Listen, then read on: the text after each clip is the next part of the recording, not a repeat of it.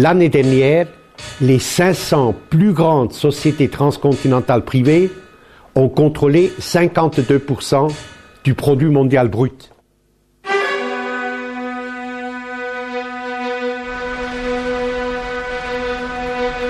La mondializzazione ha avuto questo effetto di unificare le classi capitalistiche in tutto il mondo. Tutti si rappresentano a Wall Street. Wall Street non è semplicemente il centro del capitale americano, è il centro del capitalismo collettivo mondiale.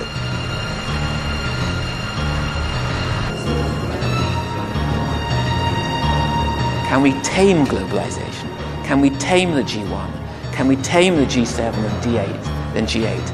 Can we embed governance in new structures of effectiveness and accountability? That is the big question for our century.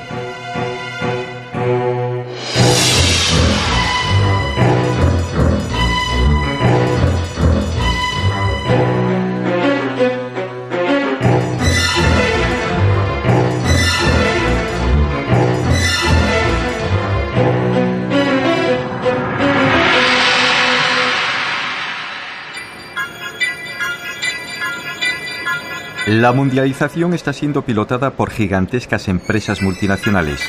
Ya se han hecho con enormes zonas del planeta y amenazan con tomar muchas más. Importantes regiones de todo el mundo están fuera de la jurisdicción de cualquier Estado.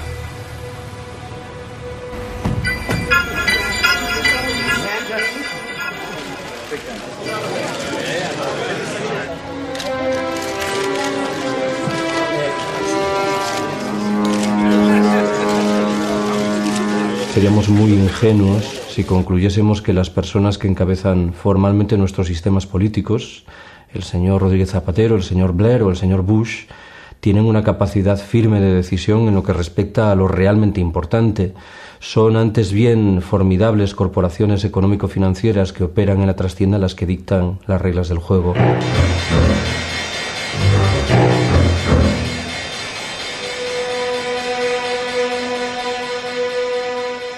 Les chefs d'État démocratiquement élus de ces États puissants, le matin, la première chose qu'ils font, c'est regarder les chiffres de la bourse, les indicateurs de la bourse de New York, de Tokyo, de la veille, pour savoir quel est le millimètre d'espace qu'ils ont pour leur politique fiscale, pour leur politique de l'emploi, pour leur politique d'investissement.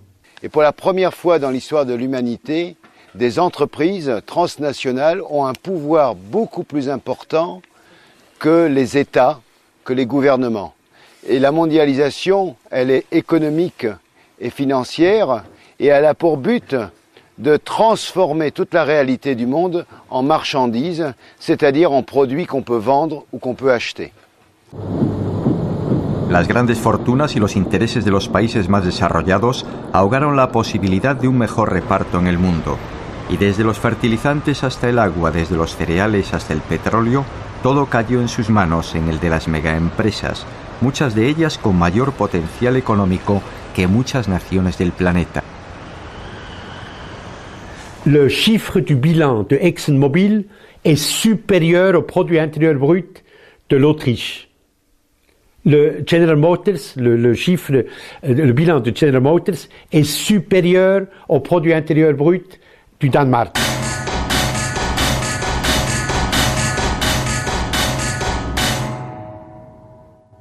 C'est que cette mondialisation, que les anglo-saxons appellent globalisation, a pour but de réduire la capacité des populations et des individus à décider de leur avenir.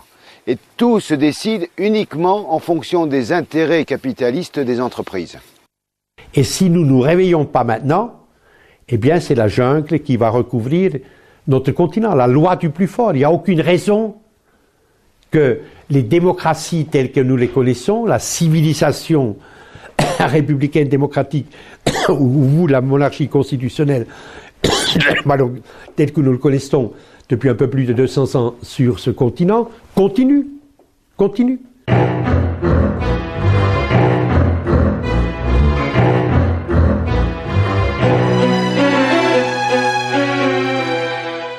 Si los organismos internacionales que determinan toda la economía de un país, que hacen lo que quieren, no son democráticos, ¿cómo es que podemos contentar-nos, satisfazer-nos com esta democracia política que só nos permite quitar um governo e poner outro? Como é que é? ¿Por qué que la gente no se da cuenta de esto? ¿Y por qué es que los políticos no tienen la valentía de un día llegar a la televisión y decir, carísimos conciudadanos, venimos a hacer aquí una confesión sincera, es que nosotros no gobernamos. Estamos aquí porque somos los comisarios de los señores que están arriba, que se llaman, que tienen nombres, y ahora aquí una serie de nombres de grandes transnacionales. Indirectamente, claro, que eu não estou dizendo que eles estão ao serviço de todo isso, pero el mundo funciona, digamos, de esta forma. Los políticos han sido como han sido, entre otras cosas, porque el pueblo se ha conformado, porque ha dicho, bueno, es que quizás que es la única solución. Y poco a poco nos vamos dando cuenta de que la capacidad de participación de los ciudadanos, en lugar de impulsarse, decir, oye, que la democracia, como yo le decía antes, no es que te cuenten, es que te tengan en cuenta, que es muy distinto, ¿verdad? La democracia que hay actualmente en el mundo es que no me la creo, porque es una mentira. Es una mentira. El voto gratis no existe. Es una mentira. Que cuando vamos a votar para nada. Por una razón, que estamos votando para gente que no tiene ningún poder para cambiar las cosas. Después de votar, la mayoría de los pueblos quedan en un estado de indefensión jurídica, legal, frente a las decisiones de los gobiernos. Ahora la democracia liberalista, la que existe realmente en el mundo, para votar de verdad hay que pagar. Quiere decir que hay que ser accionista. Si tú eres accionista de una sociedad, estás votando para cambiar el mundo de una manera u otra, porque tú influyes sobre esa sociedad y tú estás cambiando. ¿Quién ha votado para la guerra en Irak? Accionistas de empresas del Texas. Ellos han votado y han decidido que se iba a la guerra. Si la condición para mantenerse en el poder es obedecer, acatar lo que desde arriba llega, entonces yo diré que no vale la pena. Aquí el problema es si efectivamente queremos... Mira, pero quería decir otra cosa. Esa idea de que cada vez que llega una otra persona y que parece que las cosas pueden... Bueno, ocurrió con Clinton, imagina. Ocurrió con Kennedy. Ocurrió incluso con el señor Tony Blair. Que sí, los socialistas sobre todo, encantados con todo esto. Ocurrió con Lula. Está ocurriendo con Chávez. Se imaginou que poderia ocorrer com Kirchner. Se creyó que podía en Chile con Ricardo Lagos. E não quero dizer que cada um deles não haya hecho lo que podía. Pero el problema está ahí. ¿Qué es lo que significa lo que se puede? Yo pienso, o nos enfrentamos realmente, aguantando las consecuencias, o entonces todo lo que sea compaginar lo que nos gustaría o que nos necesitaría con las imposiciones que llegan desde arriba, eso no se puede.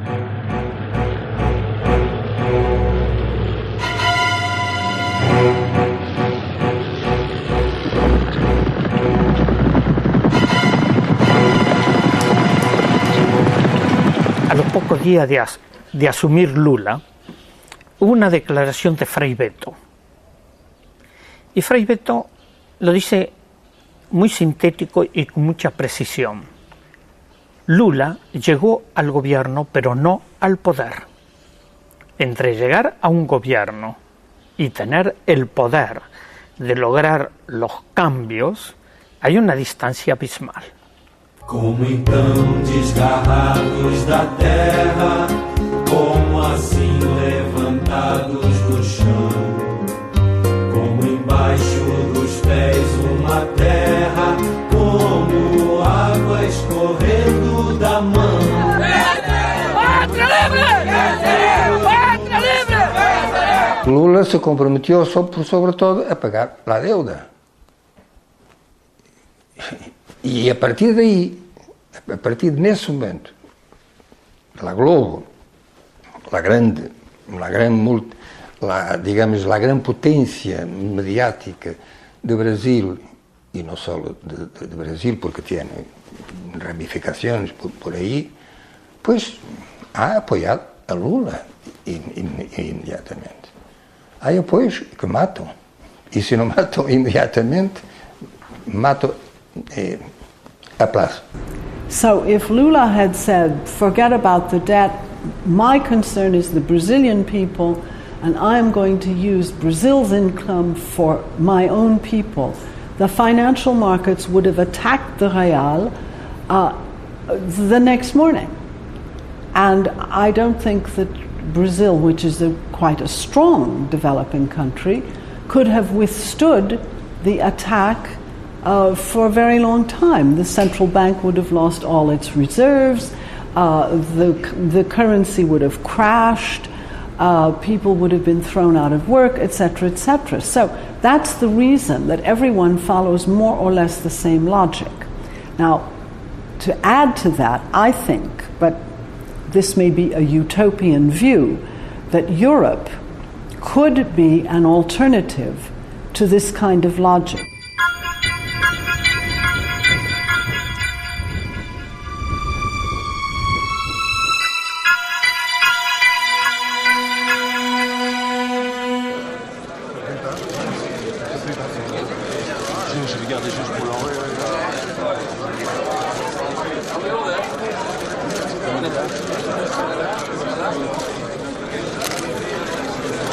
And I think if Europeans were serious, they could become a force for pursuing a different kind of globalization. And that is what I try to encourage. But I realize this is a very long shot, as we say. It's not a probable outcome. Europa inventó los modelos políticos más horribles de la historia humana. Inventó la Inquisición, inventó la colonización, el imperialismo, el fascismo, el nazismo, el stalinismo, inventó cosas terribles. Pero al mismo tiempo inventó la democracia, los derechos humanos, el modelo social, la equiparación hombres-mujeres, etcétera, etcétera, etcétera. Los dos lados de Europa. Nosotros, yo considero que estos dos lados, el lado oscuro y el lado claro, desgraciadamente, históricamente, compiten de manera permanente y se encuentran en cada sociedad europea. Se encuentran aquí en España. Hay un lado de este país ligado al lado oscuro y hay otro lado ligado al lado claro. Tenemos que elegir en qué lado queremos estar y abogar para eso. Esta idea lo repito, esta idea de la sociedad, esta idea de lo que los italianos llamaban la civiltà, el hecho de que hay una sociedad en la que la cortesía, en la que la ayuda, en la que la generosidad, en la que el entendimiento, la apertura intelectual existe, es un milagro de Europa y tenemos que defenderlo. Tenemos que defenderlo porque frente a nosotros es otro mundo que se está elevando. Es un mundo bárbaro. Yo soy muy escéptico con respecto al papel de la Unión Europea en el planeta contemporáneo. Creo que tendemos a idealizar lo que la Unión Europea es, y me refiero expresamente a lo que es, no a lo que pudiera ser. ¿Y en qué sentido digo esto? En dos sentidos diferentes. Creo que tenemos que abandonar una vieja distinción que sugiere que hay un modelo de capitalismo europeo caracterizado por su afortunada condición social y diferente del modelo norteamericano, mucho más impregnado por la lógica de la competición más feroz. Estamos obligados a preguntarnos, en otras palabras, qué es lo que ha quedado del presunto modelo de capitalismo social europeo luego de 20 años de políticas neoliberales abrazadas por todos y cada uno de los gobiernos de los Estados miembros de la Unión y plasmadas, por cierto, en el Tratado de Maastricht y en el Tratado Constitucional. ¿Qué es lo más importante del reaccionarismo económico actual? El hecho de que efectivamente solo quieren jugar a favor de corriente y que hoy la corriente está en las grandes empresas. Pero ¿qué hay más contrario al liberalismo político que las grandes empresas? Vamos, lo del señor Bush con Halliburton y con todas las grandes sociedades que le apoyan a él, ¿cómo podemos llamar a Bush liberal? En ningún sentido. Vivimos en el imperio de las transnacionales, en el imperio del capital. Entonces esa es la diferencia sustancial entre el liberalismo y el neoliberalismo. El neoliberalismo utiliza esa coartada del libre mercado como una estrategia para apropiarse de todo. Telefónica, 133.000 trabajadores, 133.000 millones de beneficios.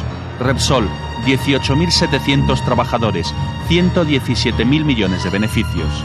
Argentaria, 17.000 trabajadores, 80.000 millones de beneficios.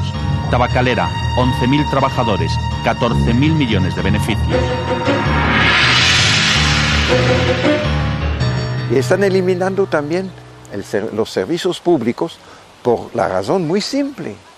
Es que la acumulación de capital exige que todo se transforma en mercancía, porque es solamente sobre mercancías que usted puede hacer un provecho, y el provecho sirve a la acumulación.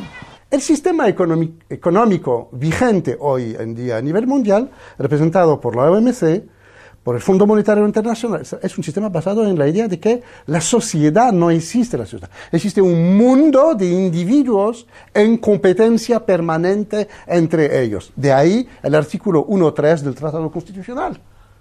Competencia libre y no falseada. ¿Qué significa falseada? Significa que el Estado no debe intervenir, o sea, no existe. No, la sociedad desaparece. Lo que existe es únicamente la economía, el mercado. Y en este sentido, me parece que hoy en día todos los servicios públicos, que nosotros llamamos servicios, son amenazados. It is said that if you could privatize all of the public health systems in Europe, it would be a market of at least $2.5 trillion a year. Es un campo enorme. Solamente la educación en el mundo significa gastos de más de 2.000 millones de millones de dólares. Así es una fuente extraordinaria de posibilidad de provecho. Vous pouvez privatiser le golf ou vous pouvez privatiser, je ne sais pas, moi, la gymnastique, ou mais vous ne pouvez pas privatiser la santé et l'éducation. Et je crois que là, il n'y a pas beaucoup de conflits de civilisation là-dessus. Un espagnol, il pense comme un arabe là-dessus. Tenemos ya 4 cátedras con nombres de multinacionales belgas, porque han pagado por eso. Así, las universidades son más y más escuelas superiores al servicio del mercado. Pero no hay reacción. No hay reacción dentro de los profesores, de los investigadores, muy poco dentro de los estudiantes, por muchas razones. Pero una de las razones es el hecho que se hace por pequeños pasos. Y así se absorba este cambio. Pero un día eso tiene de explotar.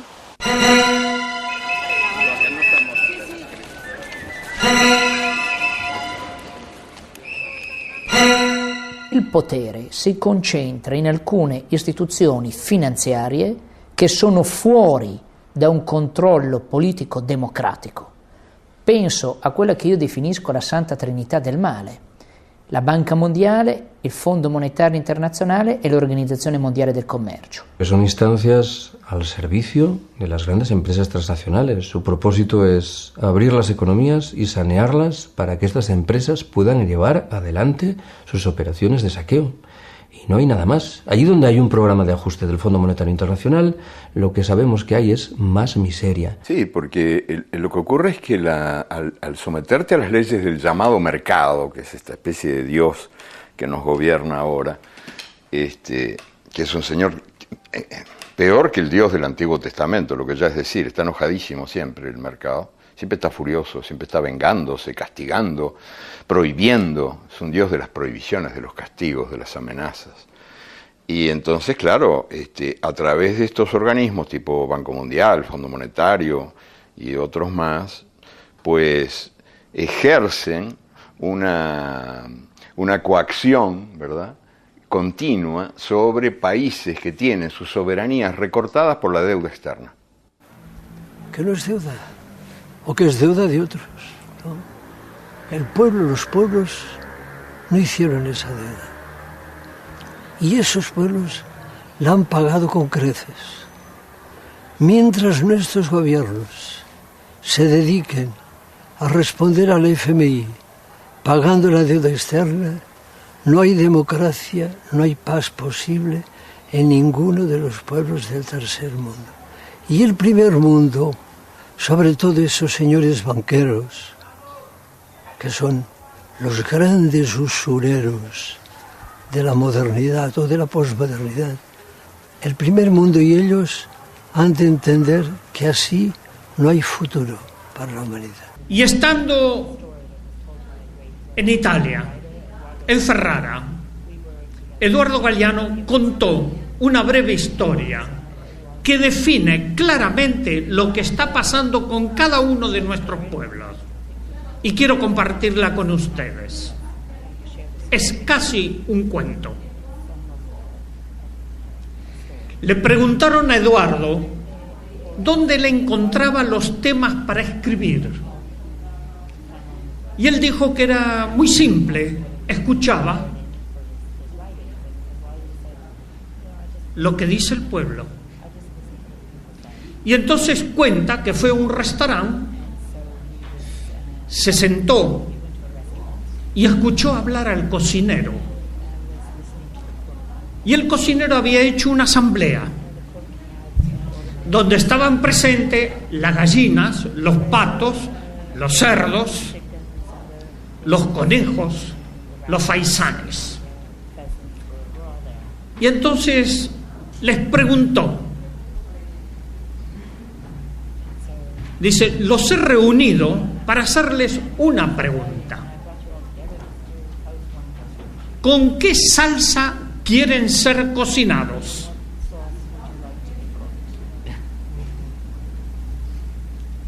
Todos quedaron asustadísimos hasta que se escuchó a una humilde gallina decir, yo no quiero ser cocinada.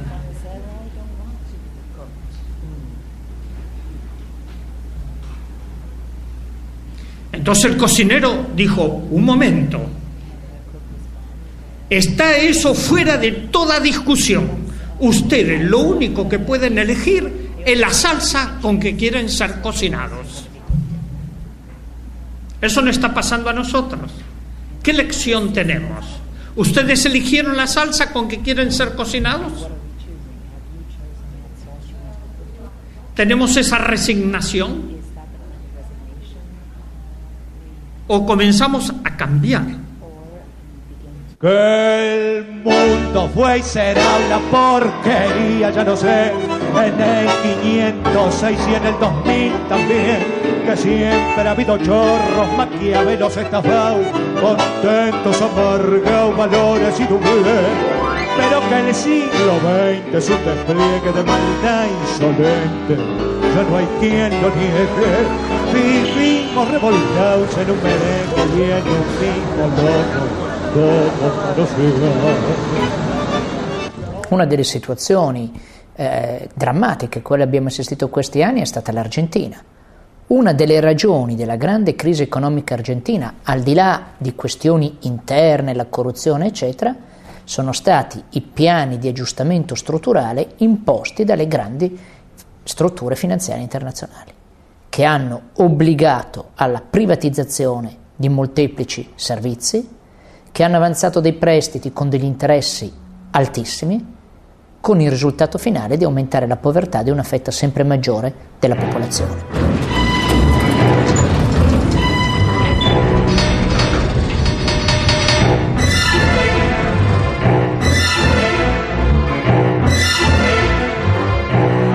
Hoy todo cambió y una nueva relación ha comenzado.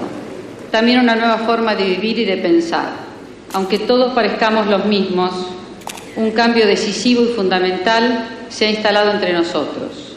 Y es un hecho de justicia histórica que este cambio lo realice un presidente justicialista, cerrando así el ciclo que comenzó hace 40 Jamás nadie como Menem había osado llevar la traición como bandera, ni ejecutar con tanto cinismo acciones contra la nación. El travestismo del nuevo jefe va a pulverizar medio siglo de resistencias populares. Impone la ideología de la derrota frente al modelo global. Indulta a los jefes de la dictadura y traiciona a millones de trabajadores que soportaron la represión. Abandona el antiimperialismo popular y la política de no alineamiento de Perón y Evita para establecer relaciones carnales con Estados Unidos. Su programa será el del Banco Mundial y el Fondo Monetario.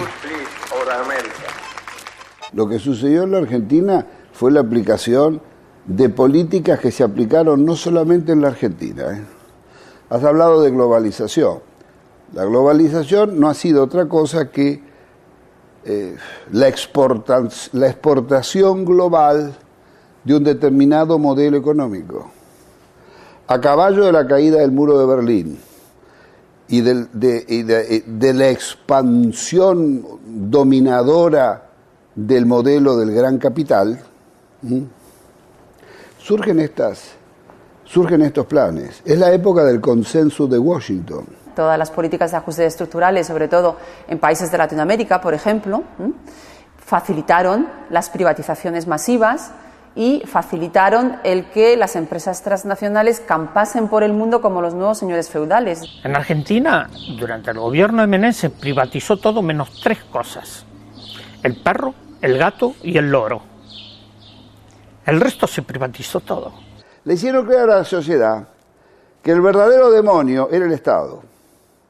Y los ángeles salvadores venían de manos de las privatizaciones y las corporaciones. Carlos Menem remató la operación al vender las empresas públicas a inversores extranjeros.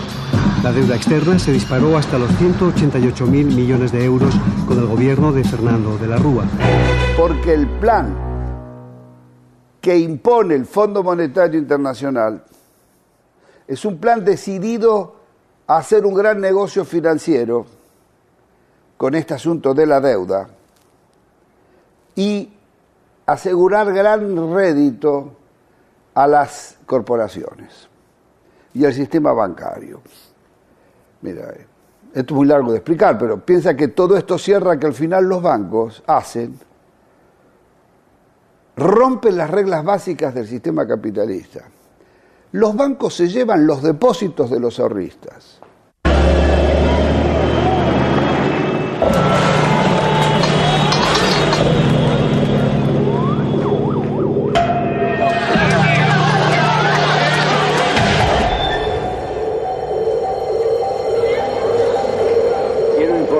Que ante eso he decretado el estado de sitio en todo el territorio nacional.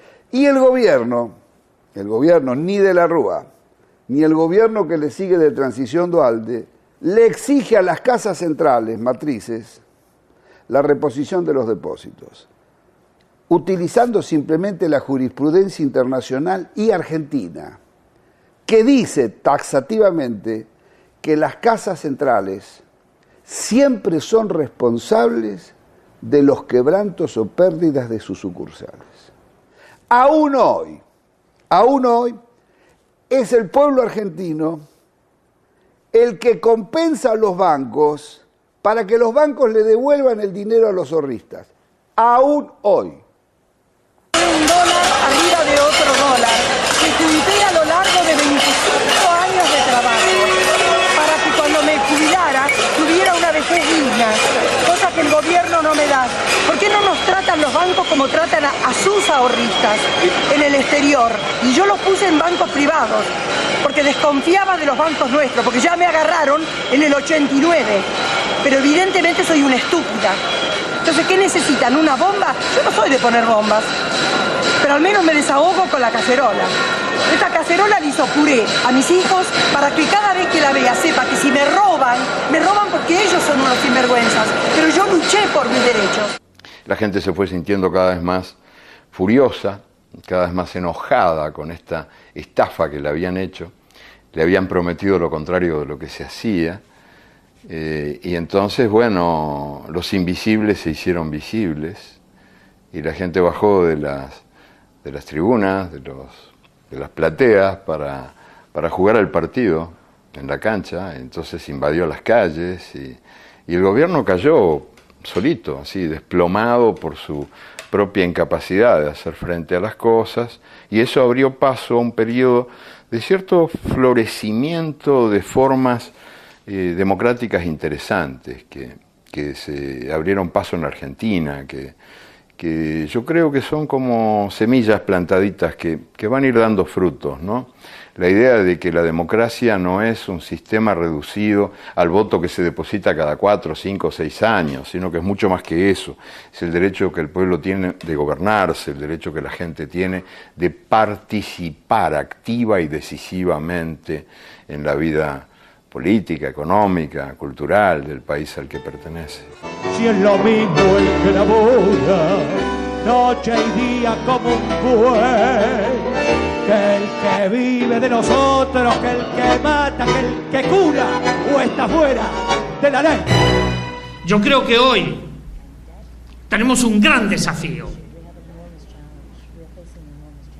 y es generar estrategias y políticas para revertir esta situación. El Fondo Monetario Internacional y el Banco Mundial, que fueron creados para estar al servicio del pueblo, están al servicio de las grandes corporaciones y de los grupos que dominan al mundo. Hay que decirles basta.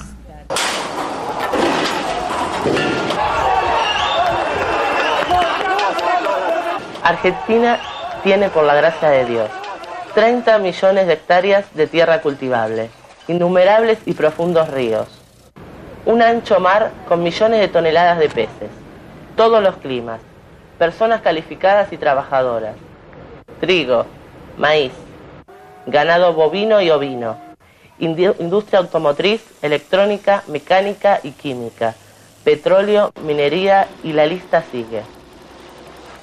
Entonces, ¿cuál es el problema? ¿Quién fue el creador de esta bomba? Respuesta: políticos incompetentes, malos administradores, diputados y senadores corruptos, sindicalistas traidores, empresarios ávaros. ¿Y vos? La Argentina, siendo un país riquísimo, porque no somos un país pobre, somos un país empobrecido, tenemos más de 10 millones de personas que viven en situación de pobreza. Se mueren 100 niños por día de hambre y enfermedades evitables. Cada ajuste era una puñalada en el corazón para un médico que venía aquí, porque sabía que después de ese ajuste 3, 4, 5, 6 veces más, los chicos que nacían en ese periodo no iban a comer. Entonces íbamos a tener esta cantidad de chicos y de ahí nació este documento que nosotros hicimos hace poco, que dice: otros toman las decisiones, nosotros lo vemos morir. Pero resulta que cuando nosotros empezamos a leer, traducíamos bibliografía del inglés. Entonces nosotros veíamos cómo se solucionaba, cómo le arreglábamos los líquidos, cómo le arreglábamos las sales, cómo le arreglábamos las proteínas. Y después ya, viendo que cada vez era más y que nos sobrepasaba, empezamos a leer otras cosas. Hasta llegamos a leer un libro argentino, Juan P. Garrahan, no sé si le suena. Dice: la desnutrición no es una enfermedad socioeconómica y cultural que se soluciona poniendo a trabajar a todos los factores de la nación. Nos dice que le vamos a dar alimento, que le vamos a todos los factores de la nación. Y ahí explotó todo, ahí ya nos dimos cuenta. ¿Qué hacemos nosotros con el desnutrido mandándolo a la casa? ¿Qué hace la nación? Vamos a salir de Tucumán, a Buenos Aires hay que llegar. Esta marcha es una fiesta, la locura de la... Vamos a salir de tu casa, la marcha nacional de los chicos del pueblo. Yo este año los pude acompañar únicamente en un tramo que tiene que ver con el hambre.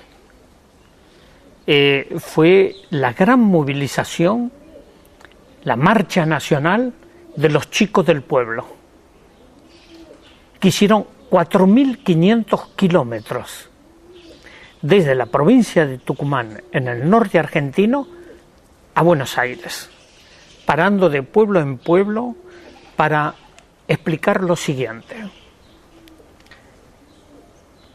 El hambre es un crimen. La otra cosa que dicen los chicos fue un impacto muy grande. Dicen, nosotros tenemos derechos y tenemos derecho a no comer de la basura. Esto de los chicos del pueblo, que lo digan los mismos chicos, es impactante. Nosotros tenemos derecho a una vida digna, a que nuestros padres tengan trabajo y a ser felices, porque no lo somos. Sin embargo, no queremos perder la alegría de la vida.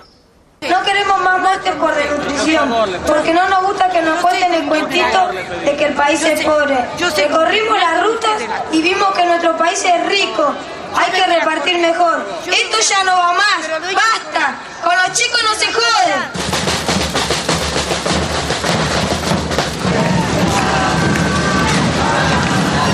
Es difícil entender que este país que tiene 13.100.000 niños, 9,5 millones de niños estén en la pobreza. Las instituciones del Estado están en una total y absoluta deficiencia o no funcionan correctamente. Y esos más de 10 millones de personas, muchos con las protestas sociales, a lo que se le pusieron piqueteros, los piquetes, comenzaron en General Mosconia, en el norte argentino, en Jujuy, y eran los antiguos trabajadores de yacimientos petrolíferos fiscales que fueron privatizados, donde está Repsol y que cerró muchísimas plantas. Esta gente con familias que siempre vivieron dignamente, como trabajadores de la empresa petrolera estatal, al privatizarse quedaron en la calle. Entonces, ¿qué hicieron? Cortaron las rutas y ahí vino el nombre de piquetero, que fueron acusados de subversivos, reprimidos.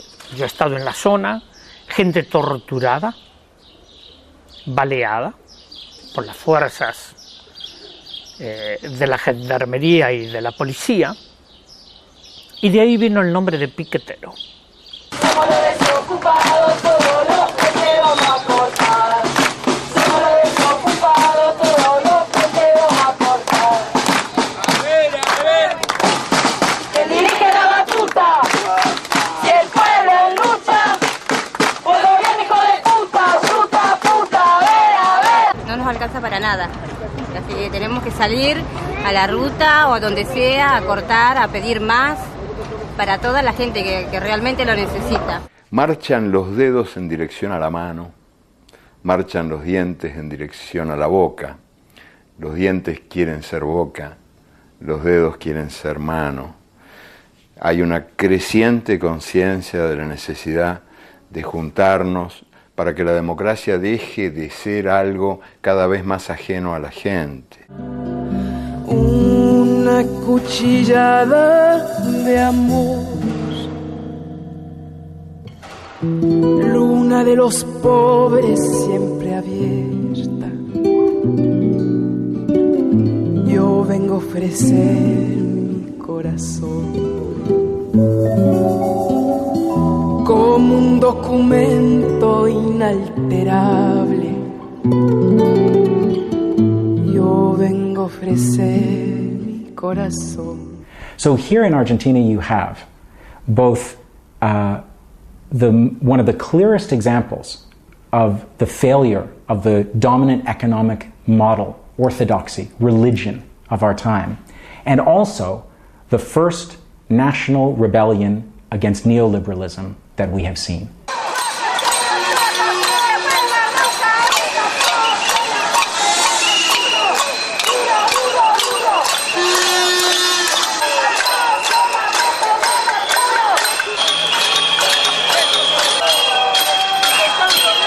Estamos hartos de todo eso. Por eso estamos en la calle, para recuperar nuestros ahorros, pero también para sacar este gobierno corrupto de una vez por todas, que no soportamos más los argentinos. Queremos que se vayan ya. When they said que se vayan todos, they meant not just all of the people who had betrayed them, but the religion to which those people subscribed, the religion of neoliberalism. Yo vengo a ofrecer mi corazón. Mire las puntas de un mismo lazo. Me iré tranquila y me iré despacio y te daré todo y me darás algo que me alivie un poco más.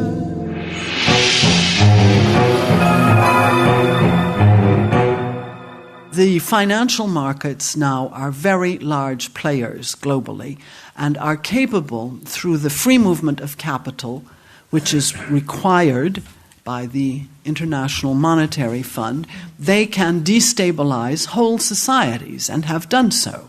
En 2004, tous les jours ouvrables, si vous prenez tous les jours ouvrables sur toutes les places financières du monde, par jour, à peu près 1000 milliards de dollars ont changé d'identité, monétaire ou juridique. El dato a mí me parece escalofriante. Hoy en día en el planeta se mueven 60 veces más recursos en operaciones de cariz estrictamente especulativo que los que corresponden a operaciones que implican la compraventa efectiva de bienes y de servicios. La especulación, por tanto, lo impregna todo. El segundo dato relevante sugiere que una mecánica central de la globalización en curso es la desaparición de los controles, de las medidas de control y de freno. Y esto, claro, beneficia a los capitales que se mueven en la legalidad, pero lo hace también a aquellos que se desenvuelven en la trastienda. Y lo hace de tal manera que en realidad estamos medio obligados a discutir si tiene sentido seguir hablando de redes del crimen organizado, porque el propio concepto solo tiene sentido si existen reglas del juego de obligado cumplimiento. Quien no satisface las reglas se sitúa al margen y recibe el San Benito correspondiente. Pero si desaparecen las reglas, el propio concepto de crimen organizado parece que pierde sus cimientos. ¿Y cuál es el resultado? El resultado es el desconcierto actual. Es la contradicción entre democracias frágiles, vulnerables, como se quiera, a escala nacional, y una plutocracia, una oligocracia a escala internacional. Y tenemos tráfico de todo, tráfico de armas, tráfico de drogas, tráfico de personas, de capitales, de patentes, de todo. Y tenemos una vergüenza, que esto tendríamos que terminarlo, que es el que existan unos paraísos fiscales.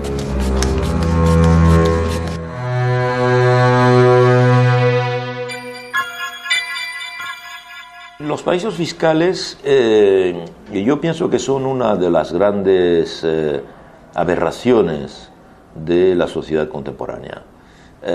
¿Por qué? Esencialmente porque no tienen ninguna justificación económica más que la de dar cobijo al dinero del crimen, o al dinero digamos, de la corrupción, o al dinero del desvío de fondos o del impago de impuestos, etc. Es decir, es crear un territorio sin ley para capitales que resultan en su inmensa mayoría del delito fiscal u otro tipo de delito. Por consiguiente, yo creo que si viviésemos en un mundo efectivamente justo, los paraísos fiscales deberían desaparecer. ¿Cómo es admisible que Europa tenga 5 paraísos fiscales funcionando a pleno rendimiento? Evidentemente Mónaco, evidentemente Andorra, evidentemente Liechtenstein, evidentemente Luxemburgo, evidentemente Suiza. Para no hablar de las islas anglo-británicas, Guernsey, etcétera, etcétera. Óigame, ¿por qué nadie, ningún presidente de comisión, ningún comisario, etcétera, etcétera, se ha propuesto de verdad coger el problema con las dos manos, el toro por los cuernos, decimos en España.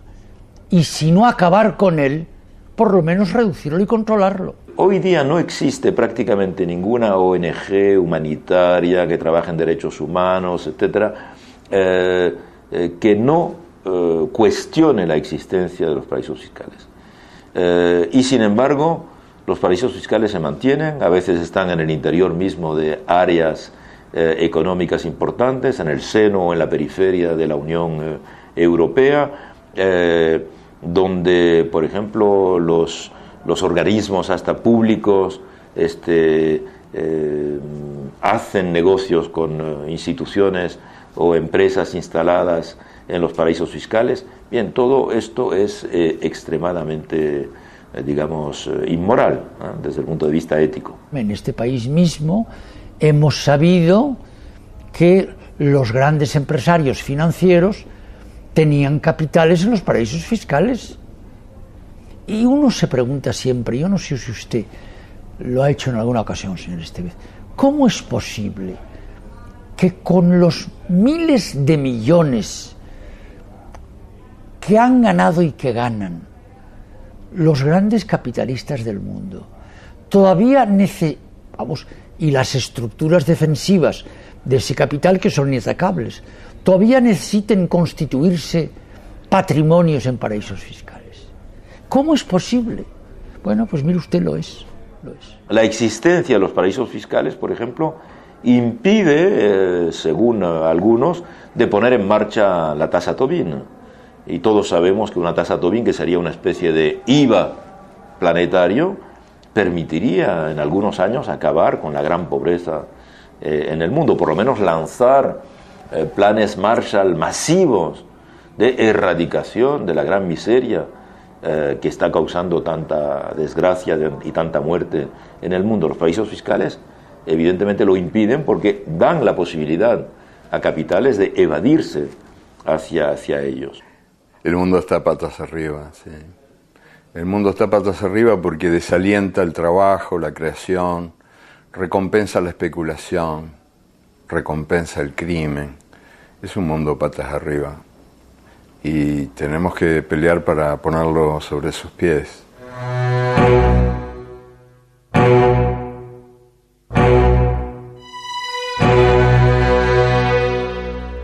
Frente a este capitalismo salvaje que hoy vivimos, yo creo que efectivamente hay que saber decir no.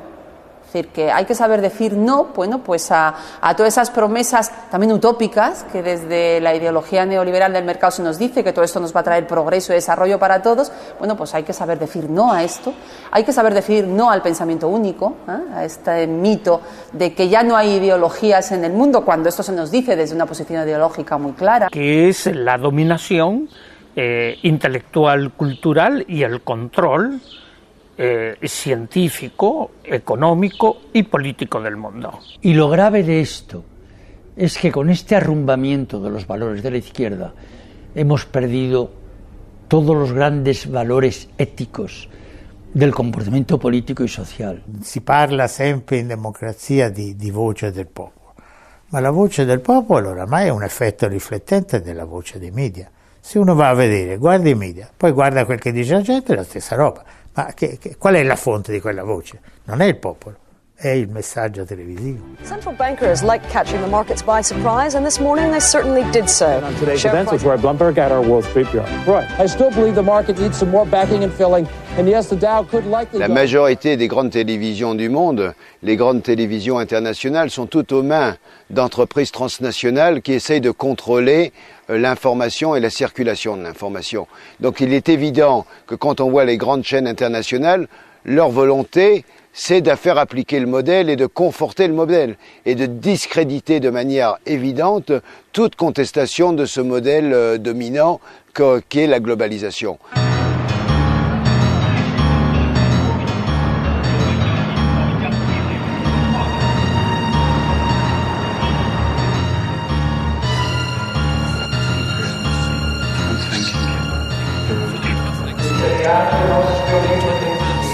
Los medios de comunicación, la función esencial de los medios es fabricar el olvido. Con estas noticias, esta información extraordinaria, El resultado es no poder analizar lo que pasa. Jean-Luc Godard decía, el papel de la televisión es fabricar el olvido. Il 75% di persone non legge nemmeno un libro all'anno. Quindi da dove sanno le cose che sanno? Pochissime le sanno dalla televisione. E la televisione che cosa gli dà? Soltanto immagini. Non gli fa capire i problemi. El problema está cómo hacemos para asegurar a nuestras sociedades, a los ciudadanos, el derecho a la información. Los espacios están ocupados en buena parte por banalidades absolutas, en desmedro de asuntos muy serios y graves que hacen a la calidad de vida y al pleno ejercicio de los derechos ciudadanos. I don't know how many television viewers you have in your audience, but just think if today with our discussion we could encourage even 10 people to join an organization, to say, yes, I can do something. Yes, I am responsible also for what's happening in the world, for what's happening in my country, for what's happening on my planet. And if we could say that today we've encouraged some people to get out there and do something different from what they were doing and doing it with other people, I'd say we've had a very good day's work. Yo creo que a pesar de todos los pesares, vamos para mejor. Hay más conciencia, hay más ciudadanía, hay más movimiento popular y hay más solidaridad internacional. Y el neoliberalismo no tiene futuro, que además de ser homicida, es suicida y es ecocida, ¿no? La vida tiene la última palabra. Lento pero viene, el futuro se acerca, despacio pero viene, ya casi está llegando con su mejor noticia, con una estrella pobre sin nombre todavía. Lento pero viene, el futuro real, el mismo que inventamos nosotros y el azar, cada vez más nosotros y menos el azar. Lento pero viene, el futuro se acerca, despacio pero viene, lento pero viene, lento pero viene, lento pero viene. Si yo no cambio un poco mis fallas, mis males, ¿cómo cambiar entonces las tierras, los mares? Si no cambio un poquito mis mañas, mis juegos, ¿cómo cambiar en algo los dramas, los fuegos? Si no poquito un cambio, mi duda, mi acaso, ¿cómo cambiar más tarde el beso, el abrazo? Si no cambito un poco mis cauces, mis fuentes, ¿cómo he de cambiar fuera lo mío en la gente?